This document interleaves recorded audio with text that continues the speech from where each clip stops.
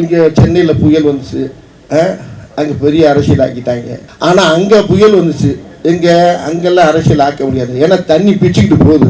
அந்த ஒருத்தன் சொல்கிறான், அவன் ஏன் டைரக்டர் அங்கே போகிறான், டைரக்டருக்கு அதுக்கு என்ன, அவன் ஊர்றாது, அவன் ஊருக்குள்ள அந்த பள்ளம் எங்கே இருக்குது, இந்த மேடு எங்கே இருக்குது, அது இது எங்கே இருக்குது, அது எங்கே இருக்குது, அவனுக்கு தான் தெரியும். அது ஊரில் வெள்ளம்னா அதான் வேட்டியை கட்சி நிற்கணும். இவன் போகிறான்னா, ஏய் நான் போகாம என் ஊரில் நான் போகாம எவன்டா போகிறது, போகணும்ல. எங்களுக்கு தெரியும், எங்களுக்கு போத்தான் மிச்சம். 2 இடத்துக்கு அந்த 10 அங்கே தள்ளி விடுங்கிறது. அப்போ கூட அந்த அதை கொஞ்சம் உண்ணாக மாட்டாங்க. அடுத்த வீட்டில் நீட்டிக்கிண்டா கூட அது அவன் அது கனி மரமாக இருந்தால் அவன் அதை எண்ண ஆரம்பிச்சான். இவன் மாதிரி ஒவ்வொரு ஏரியாவுக்கும் ஒவ்வொரு ஊருக்கும் ஒரு 2 பேரை தள்ளி விட்டீங்கன்னா நாங்கள் வாடி அங்கே சொல்கிற வேலையை கேட்டு நாங்களும் மரத்தை நட்டுக்கிட்டு இருப்போம். மதிப்புக்குரிய பெரியவர்களே, இங்கே அமர்ந்திருக்கின்ற கழகத்தின் சிங்கங்களே, சான்றோர்களே, பெருந்தகைகளே, உங்கள் எல்லாருக்கும் முதல்ல என்னுடைய மனமார்ந்த வணக்கத்தை நான் தெரிவிச்சுக்கிறேன்.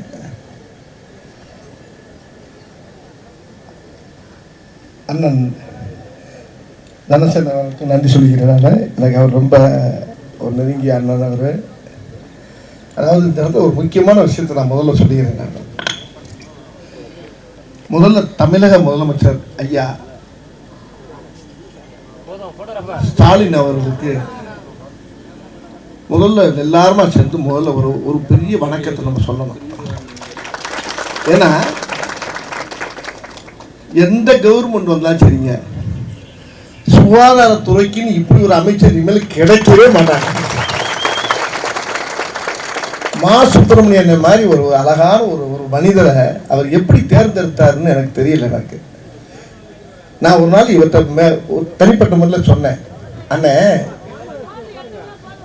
இந்த பதவியை வச்சு நீங்களே உங்களை வச்சுதான் அந்த பதவிக்கே பெருமையா இருக்கேன் அப்படின்னு. காரணம் என்ன, மருத்துவ சுகாதாரத்துறைக்கு அமைச்சர், ஆனா மருத்துவத்துக்கு மட்டும் ஒரு அமைச்சர் கிடையாதுங்க, இயற்கை சூழலுக்கெல்லாம் மொத்தமா அமைச்சரா இருக்காருங்க அவரு. அண்ணன் இப்ப இந்த குறும்படம் போட்டு காட்டினாங்க. இந்த படத்துல இருந்து மனசு எனக்கு கொஞ்ச நேரம் அப்படியே மூச்சு நின்று அப்புறமா வருது. அவ்வளவு விஷயங்கள். மரங்கிறது ஒரு மரம் சாஞ்சாலும் சரி, ஒரு மரம் ஒடிஞ்சாலும் சரி, அது ஒரு மாதா சாகுற மாதிரி பார்க்குறாரு பார்த்தீங்களா, அதுதான் அவற்றுக்குள்ள ஒரு சிறிய சிறப்பு.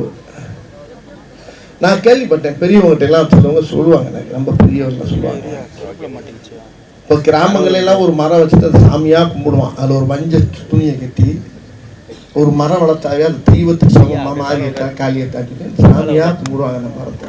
அதோடைய அருமை என்னங்கிறது எனக்கு இப்போ தான் தெரியுது. நானும் என்னுடைய தோட்டத்தில் நிறையா மரங்கள் வளர்க்குறேன், யாருக்கு தெரியாது, ரொம்ப இடத்துல மரம் நட்டுருக்கேன்.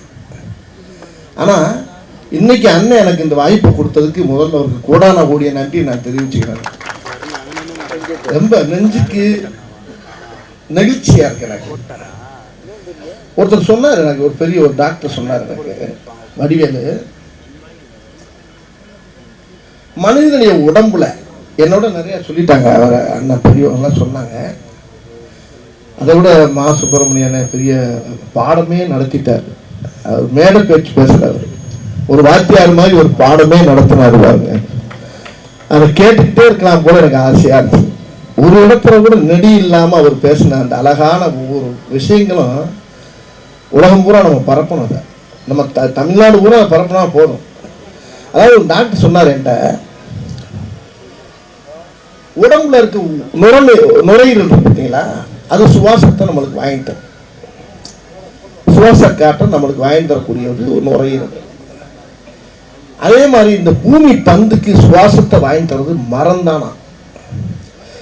இந்த மரத்தை வெட்டது ஒண்ணு, தன்னுடைய நுரையீரலை தன் கையால வெட்டது ஒண்ணு அப்படின்னு நான் படிப்பறிவு இல்லை, எனக்கு அனுபவப்பிடிப்பு தான் நிறையா இருக்குது. நிறைய கிளவியை கதை கட்டேன், தாத்தா பாட்டிட்டெல்லாம் உட்காந்து கதை கட்டுட்டு அது நிறைய வாங்கிக்கிடுவேன். ஒரு பழைய நடிகராக இருந்தாலும் அவங்க சொல்லுவாங்க. இப்படி பூரா சொல் புத்தி, எனக்கு சுய புத்தி கிடையாது. பெரியவங்ககிட்ட எல்லாம் நிறைய பேசி நிறைய விஷயங்கள் தெரிஞ்சுக்கிறேன். அப்படி சொல்லும்போது இந்த மரத்துக்கு எவ்வளோ மரியாதை இருக்குங்கிறத அவர் சொன்னபோது அப்படியே நான் ரொம்ப நெகிழ்ந்துட்டேன். இப்போ கூட வரும்போது நான் ஒரு விஷயம் சொன்னாங்க, இந்த ரோடுகளில் வர்றப்ப இவ்வளவு கெட்ட காற்று, காரில் ஒரு தொழிற்சாலையாக இருக்கட்டும், ஒரு லாரியாக இருக்கட்டும், மற்ற எல்லா காற்று ஆற்றல் வந்து எல்லாம் இந்த கெட்ட காற்று வருதோ அந்த காற்றை பூரா அந்த மரம் தான் வாங்கிக்கிறாங்க. வாங்கிக்கிட்டு அது நல்ல காற்றை நம்மளுக்கு கொடுக்குது. இது யார் உணர்ந்தா? இப்போ இவர் அண்ணன் மாதிரி வந்து நிறைய பேர் இதெல்லாம் புரிஞ்சுக்கிட்டு நம்ம நிறைய விஷயங்களை மக்களுக்கு தெரியப்படுத்தணும். உண்மையிலே இந்த சைதாப்பேட்டை மக்கள் வந்து ரொம்ப புண்ணியம் பண்ணுவாங்க எல்லாரும். இவர் மாதிரி ஒவ்வொரு ஏரியாவுக்கும் ஒவ்வொரு ஊருக்கும் ஒரு 2 பேரை தள்ளி விட்டீங்கன்னா நாங்கள் வாடி அங்கிருந்து சொல்கிற வேலையை கேட்டு நாங்களும் மரத்தை நட்டுக்கிட்டு இருப்போம். மரத்தை இங்கே நட விடுறாங்க இவங்க. அந்த பக்கத்து வீட்டிலேருந்து ஒரு மரம் இங்கே நீட்டிக்கிட்டாவே என்ன ஓ மரம் இங்கே வந்து நீட்டிக்கிட்டு இருக்கு அப்படிங்கிறான். என்ன செய்யுங்கிற என்ன செய்ய மரம் பக்கத்து வந்து நமக்கு நீட்டிக்கிட்டா அந்த நிழல் நம்ம வீட்டில் விழுதுன்னு நான் நினைக்கவே மாட்டேங்கிறான். மரத்தை வெற்றியால் ஒன்றே வெட்டுவாங்கிறான். 2 நிமிஷம் 2 நாளைக்கு சண்டை போடுறாங்க, 3 நாள் இவங்க வெட்டிக்கிறாங்க, மரம் அப்படியே இருக்கு. குலக்கேசாயி எப்படியா இருக்கும், இவனும் ஜெயிலில் இருக்கான் அவனும் ஜெயிலில் இருக்கான். ஆக அந்த மரத்தை நேசிக்க மாட்டேங்கிறான். அந்த மரத்தை வந்து மரத்தை வச்சு பூரா ஒரே 7.5 8.5 ஒரே கேஸு. அப்புறம் இன்னொன்று சொல்றான், மரத்தை வெட்டியாச்சு. அந்த மரத்தை வெட்டினதுக்கு மேலே இவன் வீட்டுக்குள்ள ஒரு ஓரமாக பாத்ரூம் போடுறான். நீட்டிக்கு இந்த மரத்தை வெட்டிட்டான், பாத்ரூம் போடுறான். உன் வேறு உள்ள வருது அப்படிங்கிறான். அவன் ஐயோ மொத்தத்துக்கு நம்ம வீடே இடிக்க வச்சுருவான் போல் இருக்கு. அவனை படாத பாடுபடுத்தான். இந்த மாதிரிலாம் மண்டக்கரையெல்லாம் நிறையா இருக்காங்க நாட்டில். அவங்க படுத்துகிற பாடலாம் இங்கே பார்க்கல. நீ ரூல்ஸ் பேசுவான், சட்டமே அவனுக்கு தெரியாது, சட்டமும் தெரியாது விட்டமும் தெரியாது. ஆனால் அவன் பேசுகிற பேச்சை பார்த்தீங்கன்னா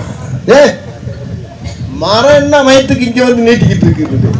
மரம்ரா, அந்த மரத்தை பற்றி அவர் சொன்னார் பாருங்க. மரத்தை அவனை கேவலமாக பேசுவான்.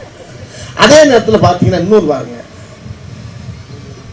அவன் நீட்டிக்கிட்டு இருக்க மரத்தை வந்து மாமரமா இருக்கட்டும் கொய்யா மரமாக பேசாம இருக்கான். பேசாம இருந்து என்ன செய்வான், அங்கிருந்து மாடியிலிருந்து இவனை பார்ப்பான். இந்த மாதிரி விழுகிற பழத்தை பூரா இவங்க பார்த்துக்கிட்டா இருக்காங்க. உட்கால 2 ஆட்டையை போட்டாலும் இவங்க தெரிஞ்சு போவாங்க. எது இருந்தாலும் எண்ணிட்டு எனக்கு கொடுத்துரு, உனக்கு கொஞ்சம் தரேன்.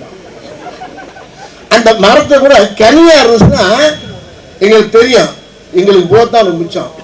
நாங்கள் சத்தம் இல்லாமல் இப்போ எங்கள் ஊரில் நடக்குது. அதை பொறுக்கும் போது நம்ம ஆட்சி மேலே கேட்பாரு, ஐயா எடுத்துக்கலாமா, 2 மரம் 2 பழத்தை எடுத்துக்கலாமான்னு.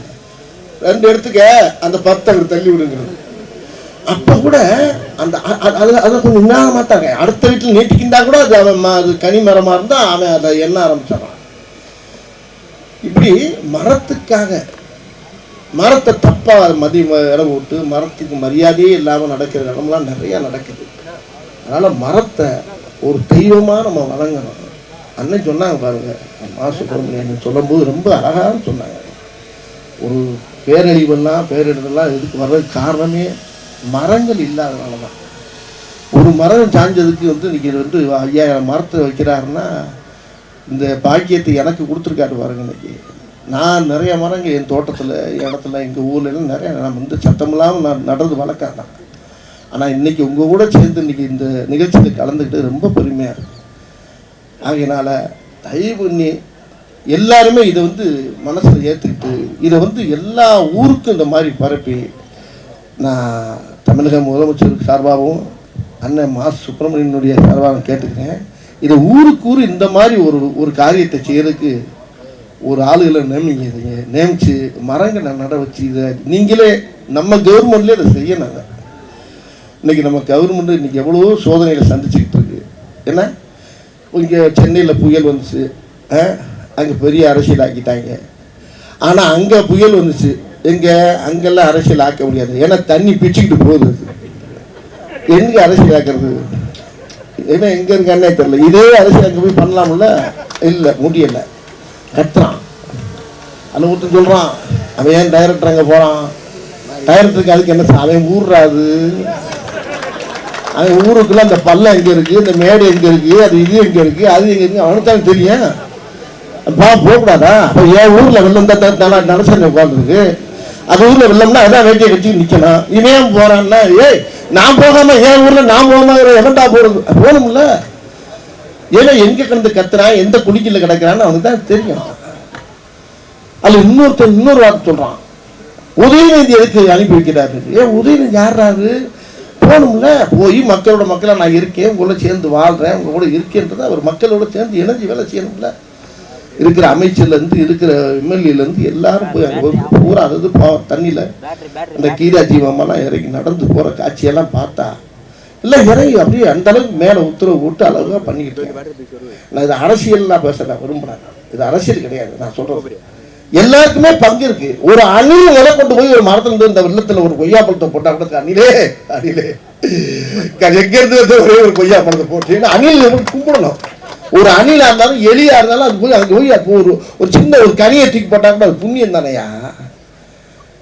அவன் அங்க அவனுக்கு என்ன வேலை? அங்க அவன் அங்க போறான்னா அவன் யார்? எங்க இருந்து அமெரிக்கால இருந்து வந்திருக்கான் மாரி செல்வராஜ். தப்பா பேசுறாங்க. நானும் அடைக்கி பார்க்குறேன், முடியல. நான் யாரையுமே இப்போ நான் தனிப்பட்ட முறையில் சொல்லலைங்க. உதயநிதியெல்லாம் என்னையா தெரியுங்கிறான். உதயநிதி என்ன தெரியும்? அவர் அழகாக கேட்டுவிட்டாரு. ஒரு பத்திரிக்கையார் கேட்குறாரு அவர் போய், ஏங்க என்ன ஒன்று என்ன வேகமாக வேலை நடக்குது? ஏன் நாங்கள் என்ன ஊர் சுற்றி பார்த்தா வந்துருக்கோம், டூரிஸ்ட் வந்துருக்கோம், பார்த்துக்கிட்டு தான் இருக்கோம்லங்க ப்ரோக்க கேட்டு. அவர் நல்லா பேசுவார். என்ன வேலை செஞ்சுக்கிட்டு தானே இருக்கு எல்லாம். ஒரே நாளில் இப்போ மழை பெஞ்சு வெள்ளம் அடிச்சுக்கிட்டு இருக்கும்போது ஒரு வேலை காணாங்க. எப்படி நீச்சலில் போய் என்ன தடுப்பானலாம் போக முடியுமா? போக முடியாது. மக்கள் படுற கஷ்டத்தை உண்மையிலே உணர்றாங்க கவர்மெண்ட்ல. அந்த அளவுக்கு அந்த அரசு அழகா பண்ணிக்கிட்டு இருக்குது. இதுல ஒரு அழகான ஒரு காரியத்தை பண்றாரு பாருங்க அண்ணன்.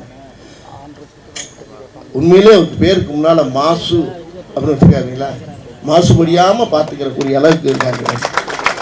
இது மாசற்ற மனிதன், நல்ல மனிதர் மா சுப்பிரமணியன் அவர்கள். என் பையன் பேர் சுப்பிரமணியன்னா உண்மையிலே அந்த பேர் ராஜ்கீயெல்லாம் ஒரு நல்ல எண்ணங்கள் உள்ளவங்க அவங்க. அண்ணன் அழகா கஷ்டப்பட்ட காலத்துல நான் பார்த்துட்டா இருங்க அவரை. இந்த மாதிரி ஒரு நிகழ்ச்சியை நடத்தி என்னை வர வச்சதுக்கு ரொம்ப ரொம்ப ரொம்ப ரொம்ப சந்தோஷம். உங்களெல்லாம் சந்திச்சு ரொம்ப சந்தோஷம். நானும் இப்போ அங்கிட்டு போய் ஏதாவது மரங்களை வாங்கி பிடிங்கி நட்டுக்கிட்டு இருக்கேன். இப்போ நீங்கள் சொன்னதுக்கு அப்புறம் இன்னும் நிறையா இறங்கி வேலை செய்யணும்னு இருக்கேன். இது ரொம்ப நல்ல விஷயம். இது இயற்கையுடைய குழந்தைகள் இங்கே உட்கார்ந்துருக்கவங்களாம் இயற்கை பெற்ற பிள்ளைங்க, இயற்கையை நேசிக்கிறாங்க பார்த்தீங்களா? அந்த இயற்கை தான் கடவுள், கடவுள் தான் இயற்கை. அதனால் இதெல்லாம் இயற்கை சமாச்சாரம். ஒரு மரம் வளர்ந்து பார்க்கும்போது அப்படியே நம்ம கண்ணுக்கு அப்படியே கண்ணில் தண்ணியாக வரும். என் கூட ஒருத்தர் இருக்காரு, ரூபன் சங்கர்னு ஒருத்தர் இருக்காரு. அவரு தங்கச்சி இறந்து போச்சு. அவர் இறந்தோன்னா ஒரு மரம் தங்கச்சி மரம்னு சொல்லி என் ஆஃபீஸ் வாசலில் கொண்டாந்து ஊட்டுட்டாங்க. அந்த மரம் அந்த தெருவையே மறிச்சு போய் அவ்வளோ உயரமாக நிற்கிது. அதில் ஒரு கொப்பு ஒன்று கிராஸாக போச்சு. ஒருத்தர் வந்தார் மாநகராட்சியிலேருந்து, ஆனால் இதை வெட்டலாமான்னாரு. என்னைய வெட்டு, இதையே வெட்டுற, அது நல்லா தானே போய்கிட்டு இருக்கு மேலே. ஐயோ இருக்கட்டும் நான் வர்றேன். நல்லா இருக்கு அந்த மரம். அதில் கொய்யா மரமும் இருக்குது, எல்லா மரமும் இருக்குது. ரோட்டில் விழுகு பூரா போகிறவங்கலாம் பிறக்கி சாப்பிட்டு போவாங்க. இப்படி நல்ல காரியத்துக்கும் பயன்படுறது, நிழல் தருது, நம்மளுக்கு ஆக்சிஜன் தருது. அதனால் இந்த மர விஷயத்தில் எல்லா பேருமே ஒருமித்த கருத்தோடு இருந்து இது பூரா நம்ம தமிழ்நாடு பூரா நம்ம பரப்பணுங்க. இதுக்கு நீங்கள் ஏற்பாடு பண்ணுங்க. இது என்னை கூட தலைவராக போடுங்க, நான் போய் வேலை செய்வேன். ஒரு பேச்சுக்கு சொன்னாங்க. அதனால உங்களெல்லாம் சந்திச்ச சந்தோஷம். நீ மேலே யாருக்கு சால்வி போடாதீங்க, ஆளுக்கு ஒரு மரத்தை கையில் கொடுக்க. ஒன்றா ஒரு சால்வை வாங்கிட்டு வந்து பொத்துறீங்கல்ல, பொத்தாதீங்க. மரத்தை வாங்கி தலையில் வச்சு விட்டுருங்க, கொண்டு போட்டு அதை செய்யுங்க. இனிமேல் மரம் தான் நல்லது. மரம் மரம் மரம் உம்மரம் எம்மரம் எம்மரம் உம்மரம் மரம் மரம் மரம் மரம் சொல்லி மரமும் ஒன்று, தன்னுடைய மாதாவும் ஒன்று. மரத்தை வளர்த்தா அந்த பூமிக்கு நல்லது, பூமி தாய்க்கு நல்லது, இந்த பூமி பந்துக்கு நல்லது. எல்லாரும் நல்லா இருக்கும். எதிர்கால சந்ததியெல்லாம் நல்லா இருக்கக்கூடிய ஒரு பெரிய ஒரு குறிப்பினை வந்து, அதாவது இந்த கெட்ட காற்று வந்து ஹாஸ்பிட்டலில் 1.5 லட்சம் 2 லட்சம் 8 லட்சம்னே கணக்கு வர மாட்டேங்குது. அந்த அளவுக்கு செலவு போகும்.